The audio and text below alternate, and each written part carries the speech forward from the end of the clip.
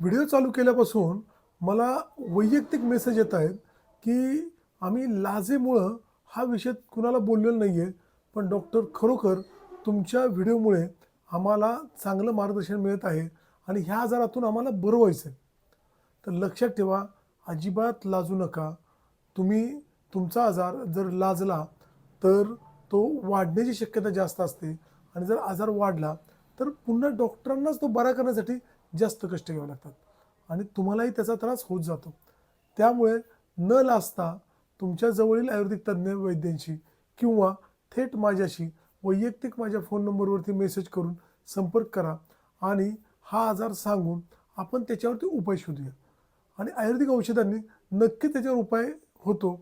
ऑपरेशनशिवाय आपल्याला बरं होता येतं.